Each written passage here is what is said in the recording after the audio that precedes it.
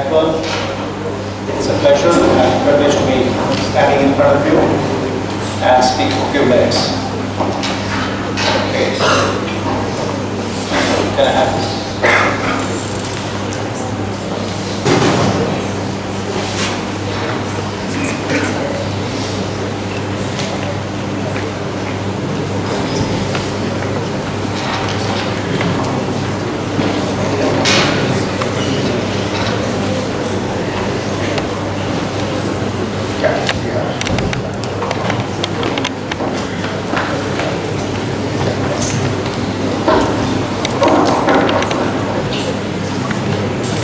So, as you've heard in the introduction, Triveni has received the Business Excellence Awards twice in the last few years. In fact, the two times that we have participated in assessment of Business Excellence Award, both the time we received this award. We're delighted to be leading a company which has been excelling. And probably that's the very reason that I was invited here to share our experience to all of you. Thank you again. We are a transnational company, just a bit about Triveni, into multidisciplinary businesses, but engineering businesses are located in Bangalore, Mysore, and Noida. And Bangalore, we make steam turbines up to 100 megawatts, and have up to 30 megawatts is our own company, and joint venture with GE from 30 to 70 megawatts, 30 to 100 megawatts, global joint venture, and up to 30 megawatt we export steam turbines to approximately 52 countries globally, and have a market share of about 18% global up to 30 megawatt. In gears, we manufacture gears up to 62 megawatt globally. I have a technology license from GE. Again, a company called Rajpal, owned by GE now through acquisition in 2030. And wastewater treatment is out of Noida. We set up sewage treatment plants. We also set up industrial effluent plants as well as filtration. And have been setting up plants for the city of Agra, New Delhi, NTPC, all thermal power plants. And lastly, we manufacture sugar, and that's where our degree lies. We are third largest sugar producer in India, and crush about 61,000 tons of sugarcane per day.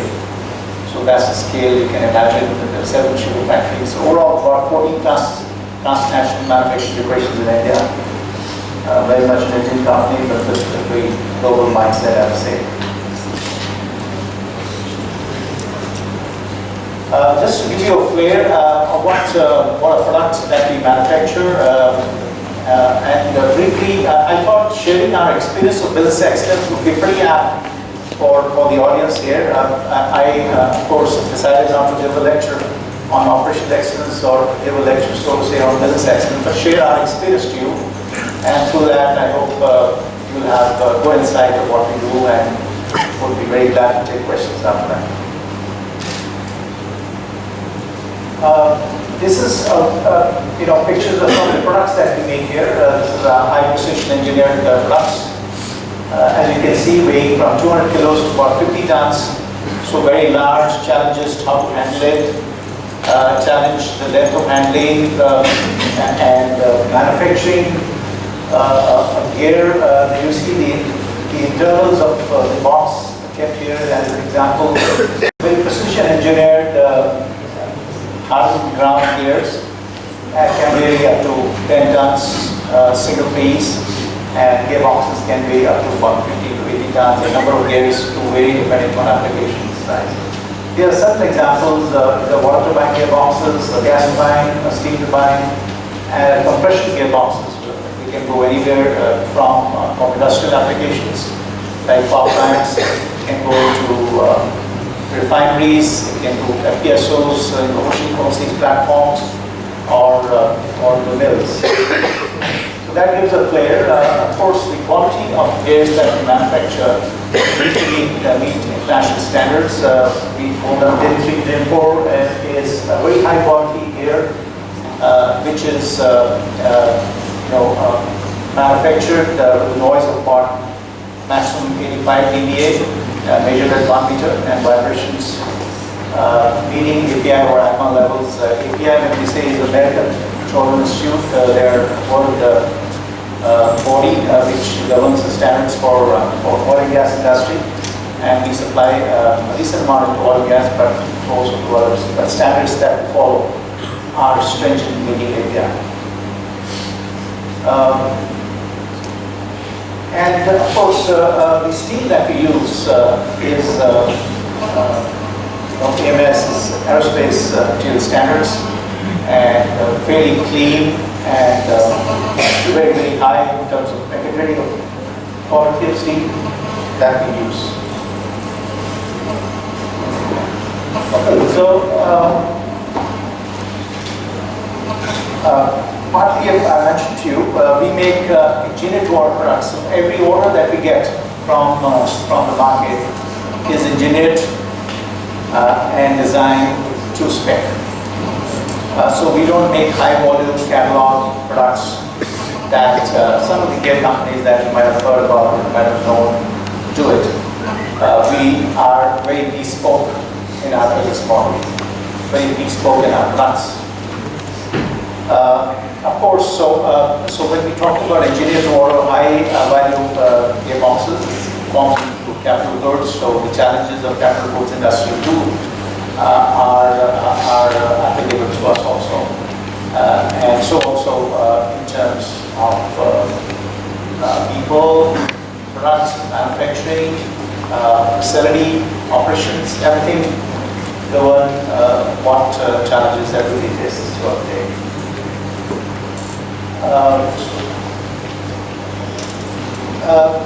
Interesting part is that we are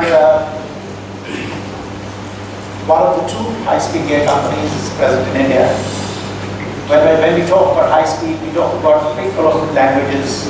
Gearboxes used for steam turbines, gas turbines, high-speed compressors, or high-speed blowers, pumps. And typically a speed of 3,500 revolutions per minute. How many of you are engineers here? So thank you. That's wonderful. That's really nice to see that. And I hope you understand what I'm talking. Is it okay? Yes, sir. So the competition that we have is very much global. All the 5 companies above us in terms of sales and revenues are global behemoths: GE, Siemens, Voith, Mangrove, and Sumitomo. They are billions and billions of dollars company, and we guys just start making gears here. Our sales volume is about $25 million in Mysore. Overall group size is about $650 million. Very much conservative, very small, relatively, but high on pride, high on self-esteem, and high performance. I'm very proud to say that. The vision, of course, is to maintain, and the context is India and Asia, really. And we happen to be, if you take Japan, and China is normally not part of the statistics, and Dr. Parker spoke a lot about statistics.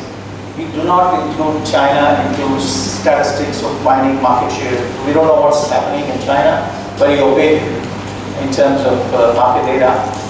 But without that, if we see, we are the largest in this part of the world in high-speed gears. And the vision is to grow further into niche products and create a differentiator, in terms of service, in terms of quality and cost.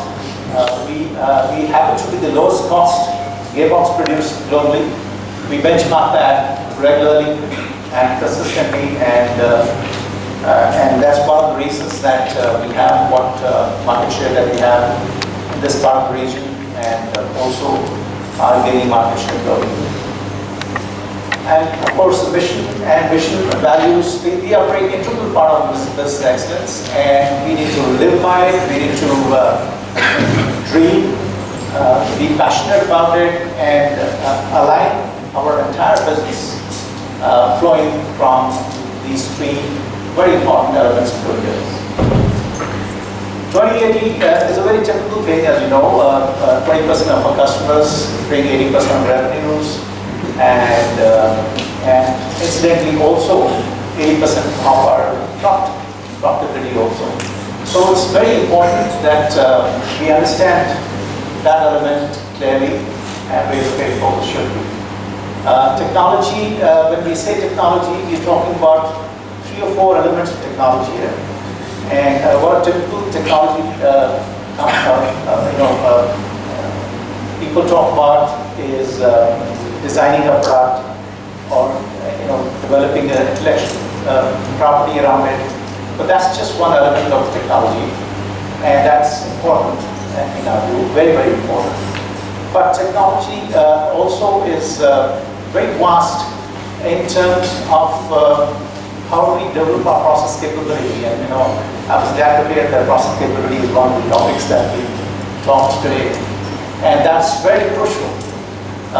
Every process that we manufacture, that we have in our plant, starting from not just the manufacturing, but the process of order execution, process of transmission of order to the plant, and the process of handling customers, the process of servicing customers, apart from the regular hands-on processes that go into the plant, need to be very capable. And it's essential we understand the technology. And third element is troubleshooting. We do a large amount of replacement, refurbishing, and reverse engineering of international gearboxes. About 40-45% of our sales fall into that category, and we need to understand that element of technology, of troubleshooting, of diagnostic study, of health monitoring of gearboxes. And so the various elements of technology that we have to follow. And relationships, of course, are not just limited to customers. We're talking about relationships with our supply partners, with our subcontract partners, with our employees, with our general stakeholders, society in general. All these relationships, in our view, as a business excellence company, are essential, and we literally follow that in deliberate spirit. Yes, so I thought I'll start by giving you a flair of what we're going through. And essentially from 2008 onwards, it's been a big challenge to run businesses, to sustain growth in businesses, to sustain profitability, and also the challenges which are in front of us. We've seen the impact of global business dynamics, market dynamics, economic dynamics impacting India companies in a big way. We've seen that happening very fast, the impact and the speed, the quantum of impact, the speed of impact has been something which was unprecedented. We've seen that in 2008, and thereafter we've seen somewhere or the other things are impacting businesses. The frequency of impacts have gone, and that's even more challenging. You see, the oil and gas is a big issue. The oil price has gone down below $30. Probably it's $27, which I've heard this morning, and from where it was $140, where everybody used to say, $140, $100 a barrel. It's so expensive. It has an economic impact. And today is $30. Everybody's unhappy because the businesses are not doing good. The economies are not doing good. There are countries which are about to collapse, who largely depend on oil economies. For example, Russia or Malaysia or parts of other world, which are facing huge problems. So as far as we're concerned, for example, another dynamics is China. What's happening in China?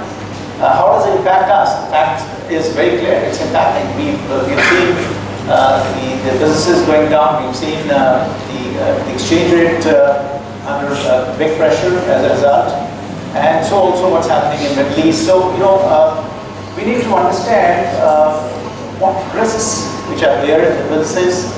How do we identify each and every part, each and every type of risk, internal, external, and how do we mitigate that in our businesses is extremely important, an element of running a successful and excellent enterprise. In our business particularly, we've seen the demand is ever changing. So we deploy some of the very good demand research techniques, not just from a market research perspective. We do first-hand market research directly or engage market research companies to understand what's happening in the markets that we are present. But also, from both angles, supply side, demand side, to corroborate what's going on, to have a very deep understanding of how market behaves. And the challenge really is how do we understand the international dimensions of that demand and how does it impact us. So, but then to a sufficient satisfaction, we have been able to capture that. The orders are getting cancelled today at a very fast pace. We've seen the orders which was placed in 2 days' time from GE USA was cancelled. And we were wondering what the hell is going on. Why did they place an order if they had known they were to cancel in 2 days' time? But that's the reality. He's saying, because our customer canceled, so we cancelling it. And orders are put on hold in 24 hours.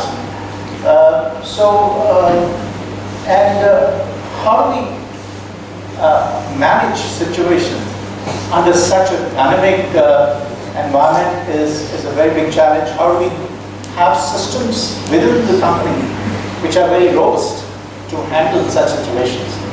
How do we come up with checks and balances and systems to also integrate the internal targets? As a listed company, we listed in Bombay Stock Exchange and also NSE. We need to deliver results to our stakeholders, to our shareholders, consistently, quarterly.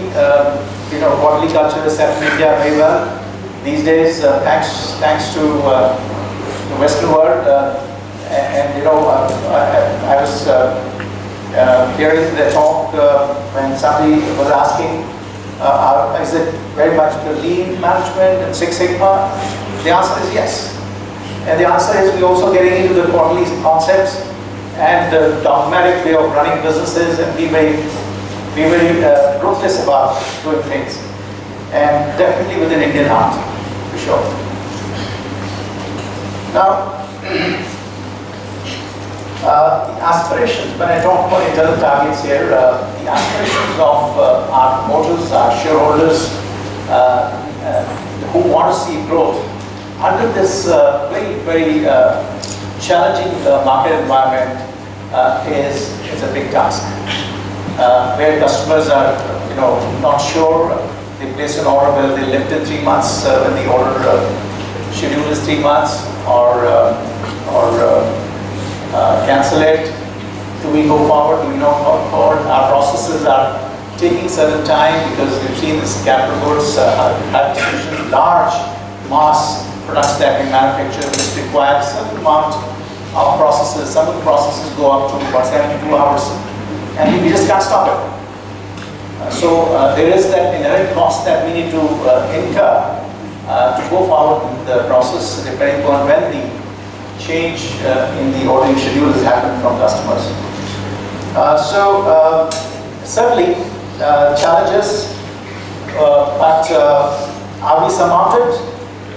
No. Are we enjoying? Answer is yes. Have we found ourselves how to deal with it? The answer is yes. Deal with it smartly? The answer is yes. And my next slide is going to show you how we've done.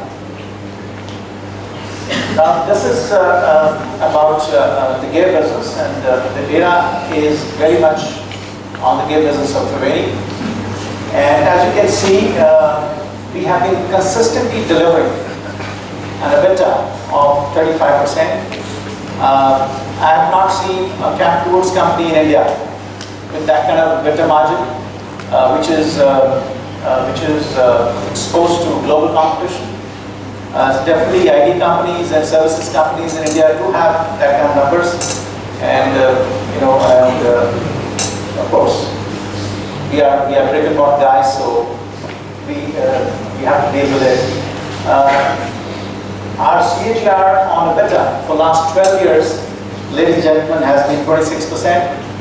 Our CAGR on revenues is 17%, and on profit before tax also.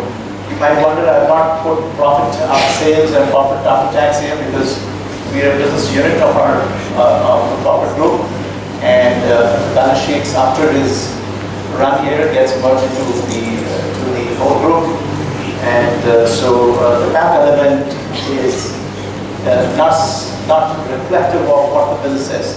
So that's why I have to stick to that. Going forward, you see on-time delivery, 91.5%. Now these are some of the measures that we see and monitor, and have very good tools to measure these. Many times, some of the measures we deploy third-party agencies just to have very clear, very authentic and satisfying way of measuring data. Now it's important that we not only feel good from the data or which is presented to us, but we find that the data needs to be accurate for us to deploy strategies, for us to think about new ways of doing businesses, and to deliver results.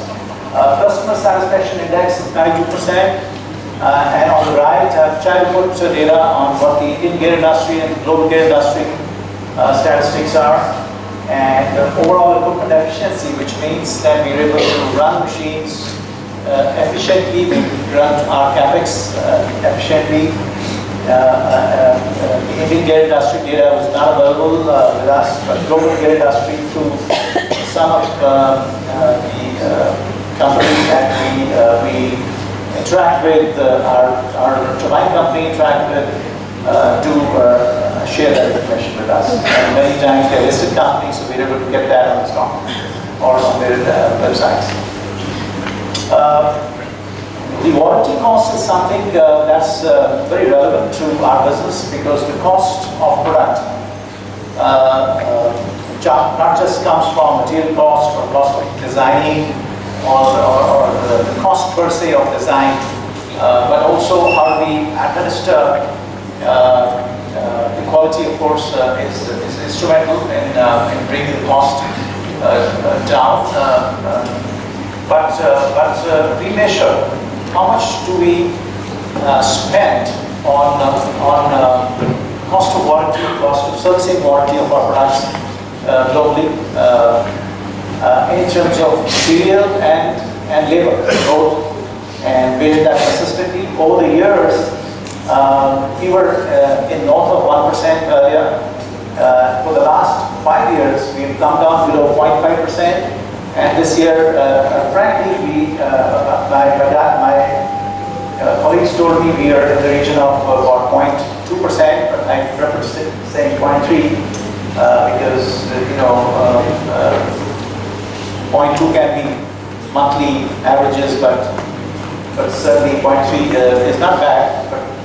And we measure rework and rejections. We talk about every processes in a company is subjected to some challenges in terms of some deviation, some dimensional issues while we manufacture. We measure each and every rework that is done and cost it, and benchmark that with Indian and global averages, and So you've seen the cost of poor quality, so to say, is less than 1%, and that we're very proud of. And that forms an integral part of our reducing total cost of production. Attrition is less than 3%, so people don't leave us, and or shall we say, we don't leave people, both. And they love to work with us. That's something which I don't know how many of you believe, but I think partly the reason is Mysore also. Because I think this place catches on. This is very, very magnetic, very gravitational, so to say, to people. And I'm one of those who moved here a few years back, or 10, 12 years back, moved here. And of course, employee satisfaction. Now, we engage third-party agencies to gauge from the workers to everyone in blue collar through a set of well-designed questionnaire to understand what our employee satisfaction is all about and how do we fare. Are you guys enjoying? Everybody? Thank you. Well, not indoors. Okay, so is it visible at the back?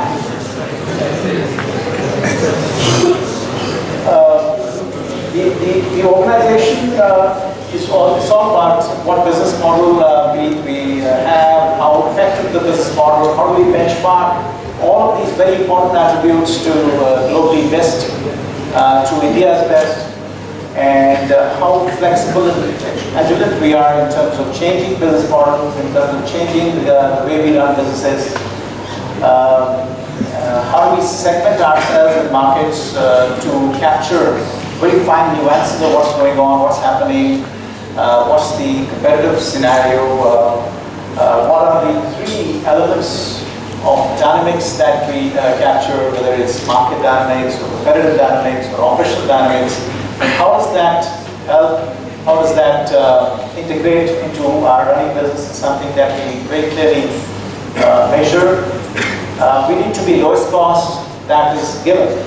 Anything that we do, we need to be nimble, we need to be doing things with kind of a bootstrap philosophy, and that's the way we have been, and we would like to be doing that going forward. Certainly not inward looking, outward, but if you understand what I'm talking about. And of course, I mentioned in the past, about 45% of our sales comes through refurbishing, reverse engineering, replacement solution, which means any make of gearboxes in the region, if it is down, if it's got problems, if the customer is needing to develop an insurance spare, we are able to develop through reverse engineering, through health monitoring, through troubleshooting, solve the problems and develop a spare or develop a product which gives them required performance. We've done more than about 850 replacements in the region, Asia I'm talking about, and some of them also in Europe, Turkey, and a few in the US also. And up to about 85 international make of gearboxes have been replaced by us, and for the last 25 years. So primarily, majority of this is the last 10 years. And of course, very remunerative replacement business. We need to be very innovative at solutions to customers to give them value add from what we do and from our relationship. They see that, and of course, how do we, big challenge of course is how do we sustain this leadership, and as a drive, it's extremely important in our business to remain a leader, to look at what it takes to be there, whether it's cost, whether it's market share, whether it's profitability, EBITDA, or any of the other metrics that you've seen in the previous slide are clearly leading attributes, and we would like to be seen that way. we would like experience of dealing with us by customers to be outstanding, to be something that they relish and enjoy. The business model here particularly, I'd like to share one thing is our product travels about 3.5 kilometers, one product, inside parts of our gearboxes. You've seen the rotating elements from scratch to the finish. And so the facility management, I was also hearing that when in the morning when I was sitting in Dr. Prashant's group, and clearly we've done 3 layout changes which bring the entire travel down, bring the throughput to a much higher level, and to follow the process. As the process follows, we have the layout also which kind of aligns with that, and we've achieved that very significant reduction of 38% in our plant travel over 3 layout changes, and been very, very pleased with that.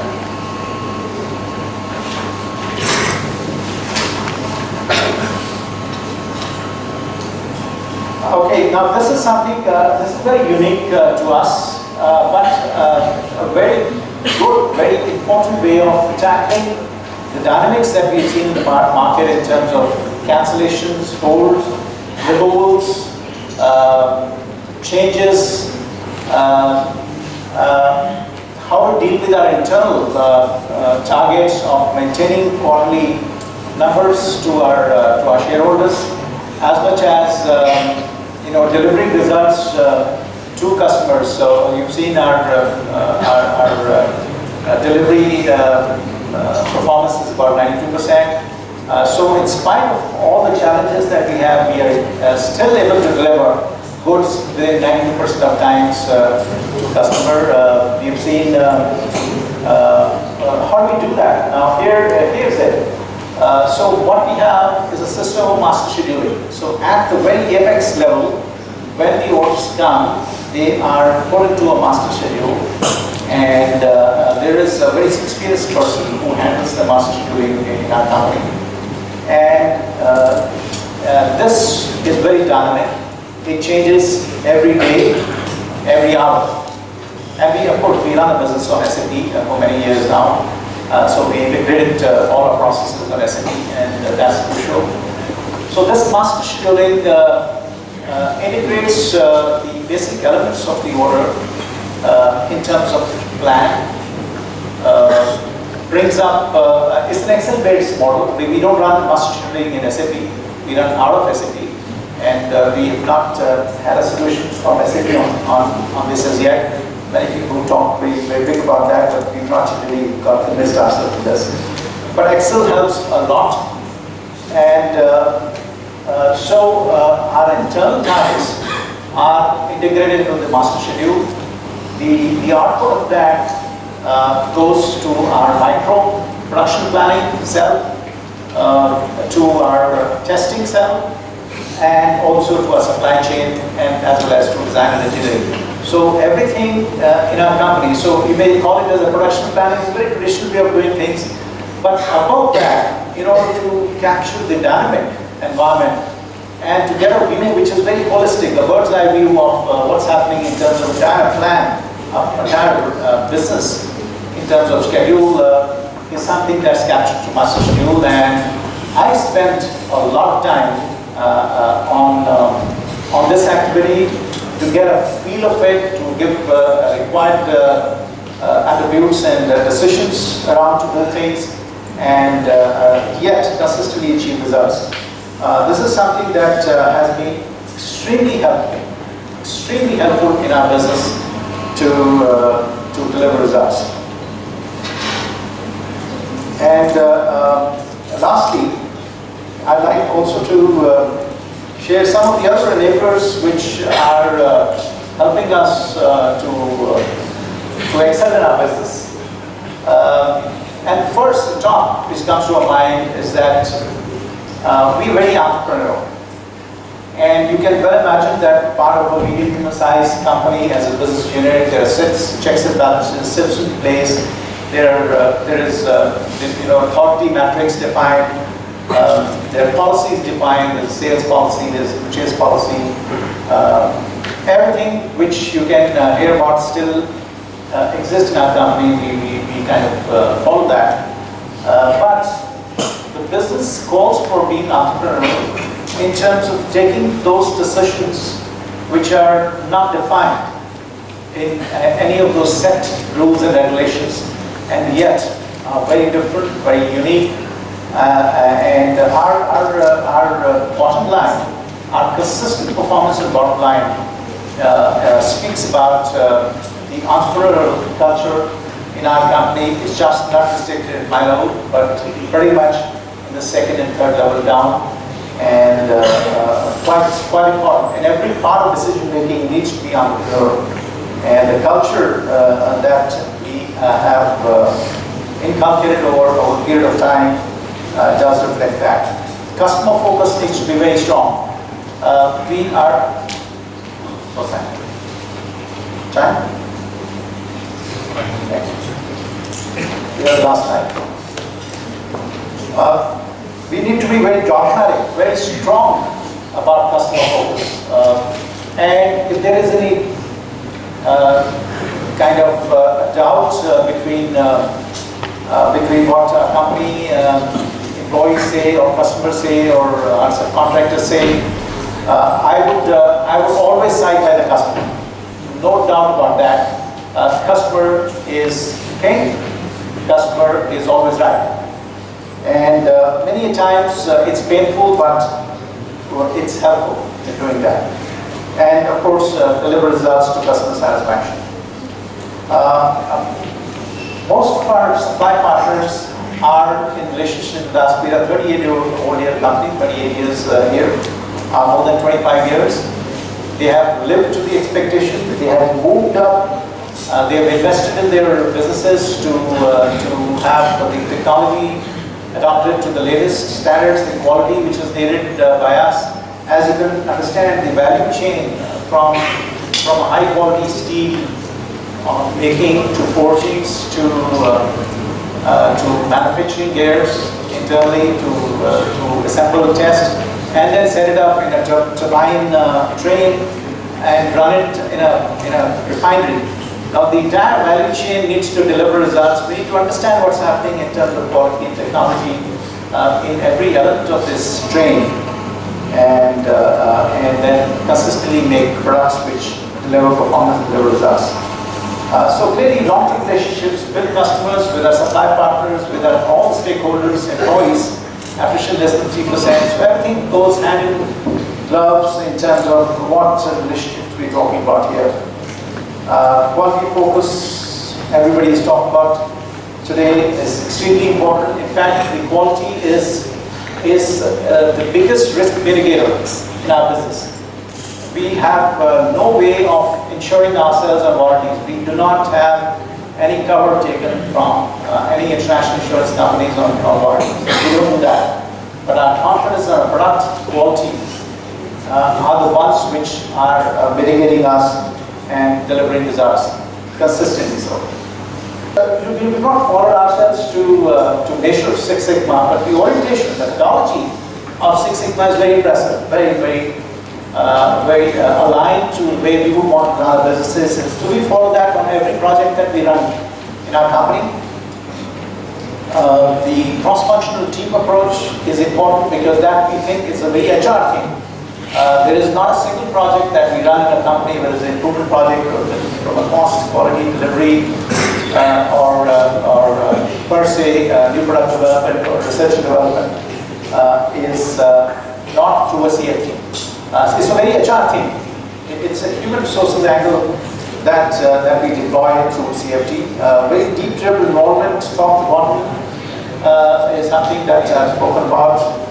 Now, entrepreneurial, this is probably a word which is coined very differently, but would anybody know what is entrepreneurial? Well, I'd like to share. Here, what I mean by entrepreneurial, and this word I learned from chairman of Turbines, who I started my career with, Mr. Rajiv, no more in this word.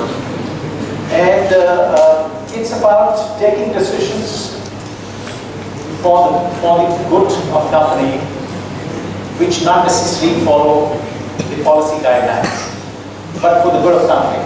So you overstepping, you're clear that you're overstepping, but for the good of company.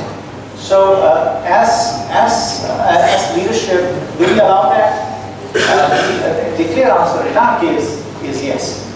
Have you seen results which are positive, leading up to consistent performance? The answer is clear. Everybody does it? No.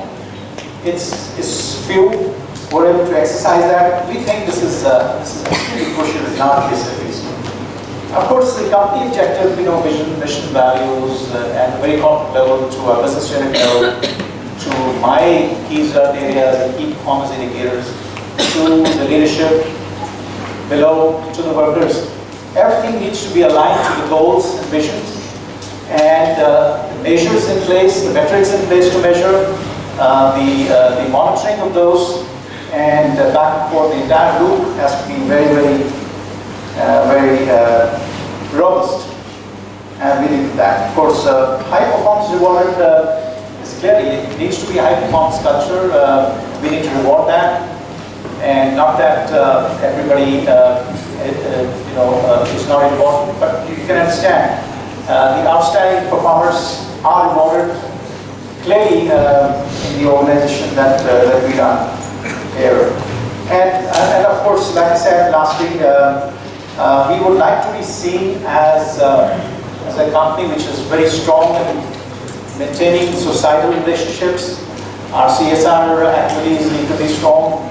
Our compliances, whether it's legal, tax, or employee, or environmental compliance. We have an EHS ISO 18000 company, 8001.